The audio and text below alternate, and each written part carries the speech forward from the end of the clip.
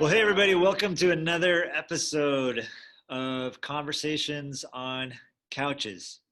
This is, of course, where we have a conversation on a couch with someone in our community or related to our community in some way, where we get to hear a little bit about what God is doing in their life. So, here in season 3, we are getting to talk with some of our ministry partners, people who are doing great work locally on campus, around our country, and even around the world, helping people discover the good news of Jesus. So today we get to hang out with Steven and Samantha Mockford, who we've been partners with for several years now, right, guys? Yep.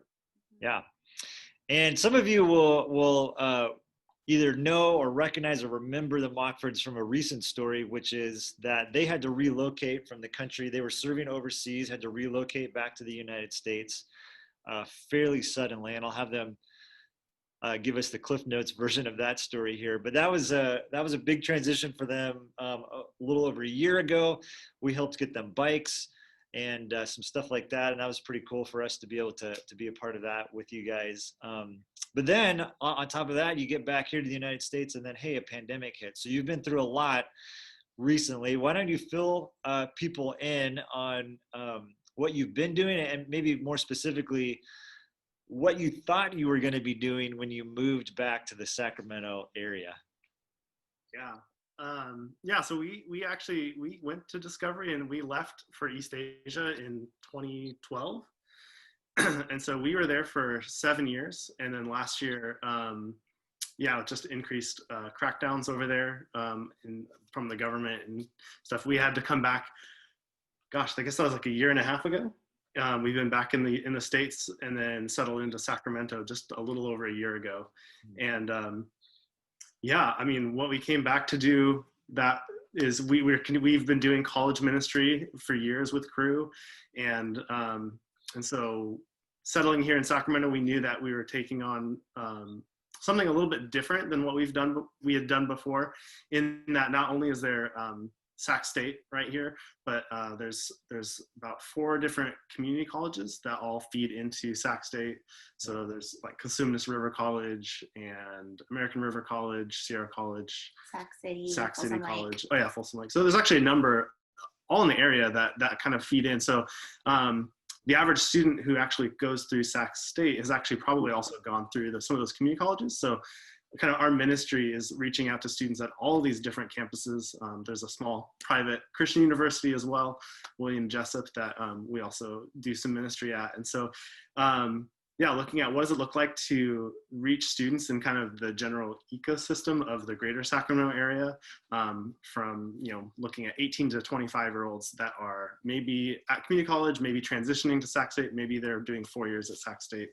And kind of our desire has been to continue to use the things that we've been doing, the skills that we have, the tools that we've been equipped with, to walk with students as they are figuring out life and figuring out what does it look like to live on mission for Jesus on this campus.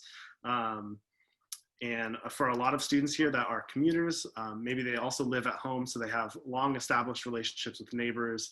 Maybe they have a part-time job, and so trying to help them learn, how do I share Jesus in all these different environments that I find myself in. Tell us a little bit more about like the tools and training piece of it. What were you, or do you bring to your sort of Sacramento Cru team that would fall in that category?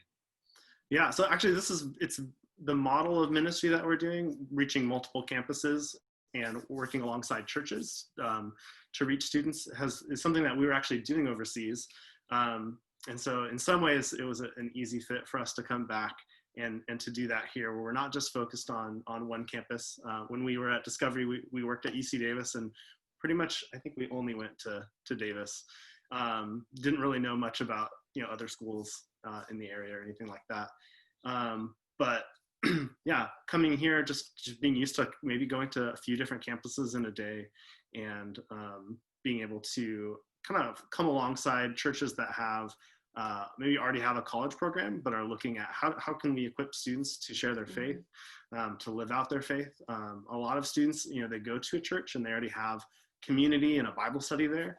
And so that's not necessarily something that we're looking to offer in addition to that, to what they already have, but how can we best supplement what churches are offering? And our context is more, less maybe being in a church, but more being on campus. So when a student is actually in the classroom, or having lunch on campus, talking with friends, how can we help them to live out their faith? And so we have some coaching materials that we use in meeting with like student leaders and small groups that want to share their faith, and we provide loving accountability, helping them to set goals for even how they want to grow, who they want to talk with, who they want to be praying for, who God has placed in their lives. And then we actually have a training that we've developed on our team called the Gospel Conversations Training, and it's really a really creative name. Yeah, it's I don't know if you can figure out what that is. I'll explain. It's very cryptic. Helping people to have conversations about the gospel, but it's just recognizing that on the path to like helping someone to know Jesus, walking with your friends, helping them to know Jesus, there are multiple conversations, not just a one-off conversation, but really it's bringing up spiritual things to all the talking about what impact Jesus has made in my life, understanding more what their spiritual background is, what they've maybe heard and understood, or maybe even misunderstood about the gospel or who Jesus is, and then also being able to share with them about how they can know him too. Yeah, we teach practical skills like, I feel like the average person who goes to church can articulate the gospel in the context of like, I'm a sinner, so Jesus forgave my sin. But we think through like, Jesus meets our every need. Like what's a 10-second gospel summary for your friend who is experiencing family dysfunction, your friend with an eating disorder, your friend who's stressed about the future, things like that. Or like mapping out like relationships and friendships, like making a network map and seeing like, who has God put in my life who's like given me to pursue and love. Or maybe for some Christians, like, shoot, I have no non-Christian friends. Like these are the kind of practical things that we disciple people in. All right, so a year and a half ago, some guys come and knock on your door and are like, you got to get out of the country.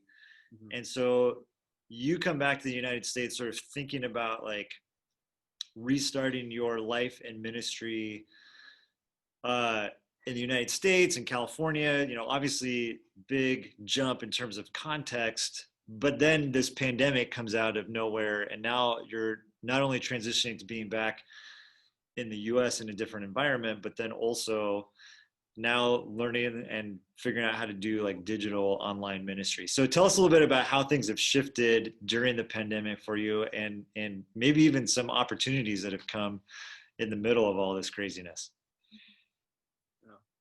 I mean, in some ways I feel like it's been an easier transition in that I think for us personally, I mean, living overseas, connecting with family and friends back home, we're used to a lot of community and connection sometimes happening over the internet and talking to people back home. Sure. In some ways, it's been a stretch. I mean, we lived in a country where there's a lot of surveillance and like Big Brother type stuff. And so it's kind of like, oh, I guess I can do all this stuff online now. And and it's totally okay. I don't have to be, afraid that someone's going to, come look at what I've been texting or saying or whatever like that. And so it's been fun to get up to speed and have our team help us kind of get up to speed on some of those things. But then also, I feel like we've been able to bring a unique perspective to the team that we work on in weathering some of the transition that we've been going through. Yeah.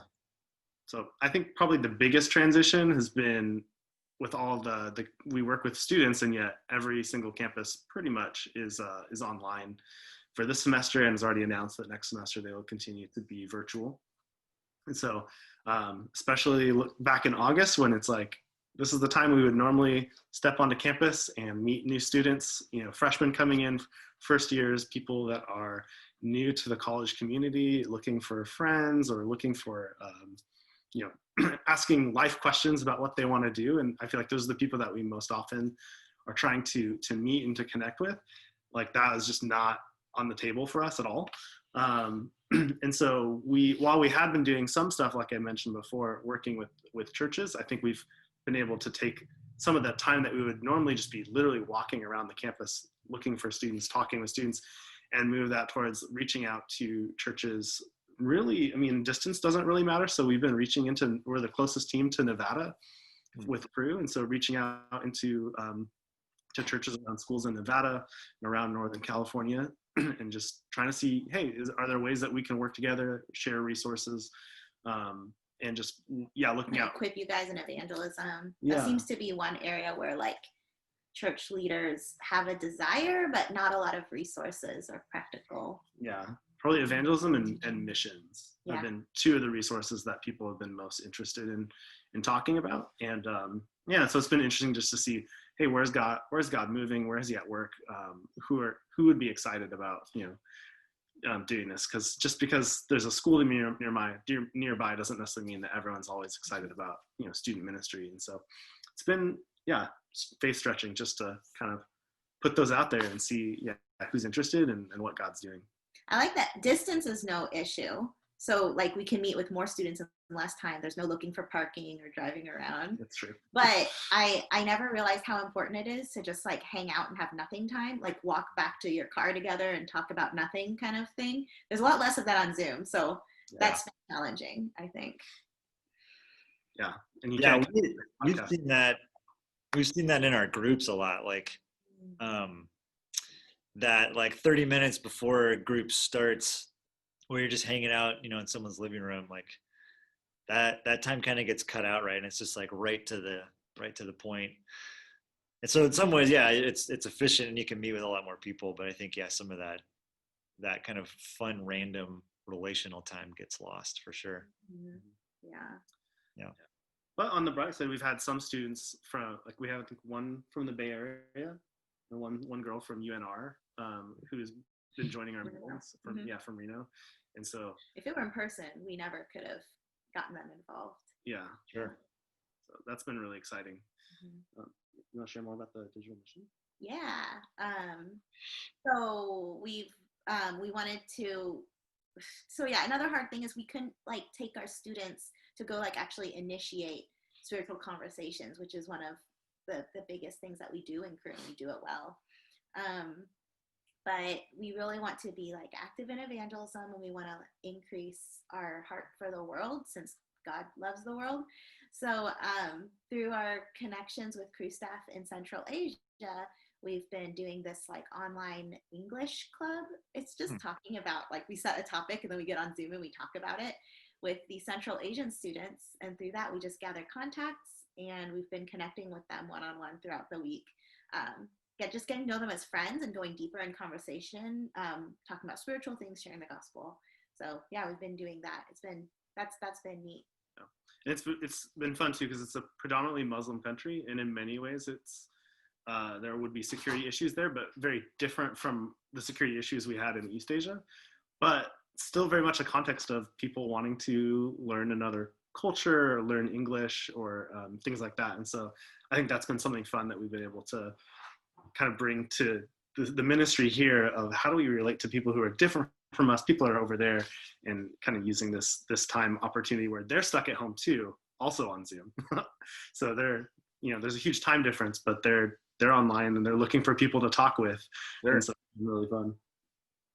Yeah, that's awesome. I'm gonna take a little bit of a left turn here and throw you a curveball, but like, how are you doing? How's your family doing? You guys have 2 boys. How are they adjusting and handling this moment? Like, just give us an update on your family. They're good. So I think during the pandemic, Max learned to read and ride a 2-wheeler. And I think those are 2 big sources of entertainment for us. Yeah. I mean, a pedal bike. So before, he was actually with the gift from Discovery, we got him a balance bike. He's recently upgraded to a pedal bike. So that's been fun. Like, we live walking distance from a library that does curbside pickup. So we've been reading a lot, biking a lot. Almost every day we at least get a little bit of time on our bikes. That's been good. It's good for sanity. Our oldest Gus is doing distance learning, so he's in 1st grade, and that's been kind of a trip. Just I don't know, 1st grade curriculum didn't used to involve muting and unmuting. Oh, there's Gus. It didn't used to involve, using a computer and doing all this stuff, but yeah. So it's been a trip, but it's also been I think good that we've been able to have more time together. And like Sam said, we've been doing a lot more reading together, like reading chapter books to the kids and stuff. And that's been fun. Yeah. It's also been really hard, I think, just for us. I just don't think people were designed to have kids with no grandparents or relatives or babysitters or teachers, like no breaks. So yeah, that's been really tiring. My parents are pretty high risk, so we really have not seen them at all.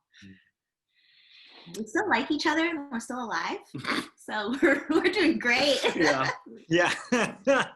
Oh, I feel you on that. Yeah, if the first grade curriculum, yeah, not anticipating it involving Zoom etiquette for sure. I totally get you on that one. Yeah, but I will say Gus is really thriving in it. He loves having just a checklist of stuff to do. So the distance learning is actually great for him because most of the day it's just like, now here are the 3 things you're supposed to do for the rest of the day, and he does it, and then he just dives into his chapter books from the library, and yeah, he's doing really well. Let's be honest, he gets it done because then he can have his screen time. Yeah. So yeah, it works. About finding the motivation. Yeah, exactly.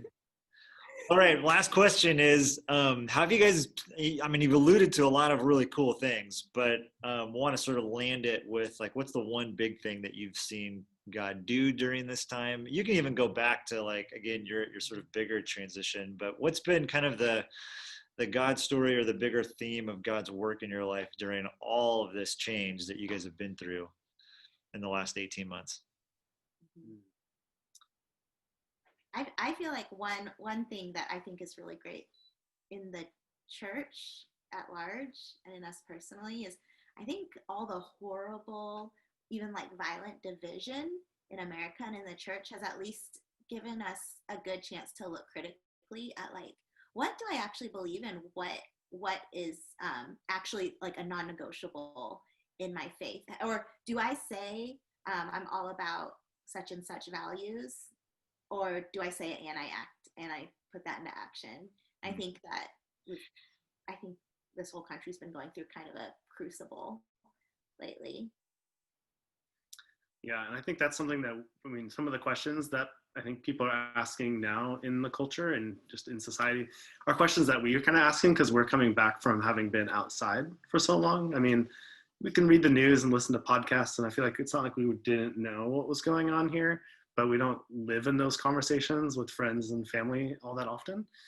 And so, yeah, I think it's been fun or stressful, but like cool to come back and be a part of those conversations and kind of having a perspective of even what it means to be an American, having not lived in America for a good chunk of our lives. And yeah, even I think in the midst of the pandemic, we've had people ask us about, like, hey, this is weird, like we can't meet together for Easter, or like people feel infringed upon their rights to gather together for worship, and we're like, yeah, it's a little different, and still have freedom of worship. Yeah, and other parts of the world, where you can't gather, and also like you can't meet online because every one of you would be registered and probably someone would be at your door. Yeah, attending a church service like that just online. And so Yeah. I think yeah, I don't know, I think it's given us kind of a unique perspective in just seeing how God has given us a lot of blessings here, but also, like, yeah, I think a unique time where we can actually think more critically about our faith and how to interact with others. Yeah, maybe like gratitude too. I didn't think of it as, I wasn't, that's interesting that you posed the question in light, or maybe you said like in light of coming from overseas after a while. Like, I do think that there's like an extra layer of gratitude a little bit, even when you look at like the election, and how ugly it got and even still is, in tallying stuff up.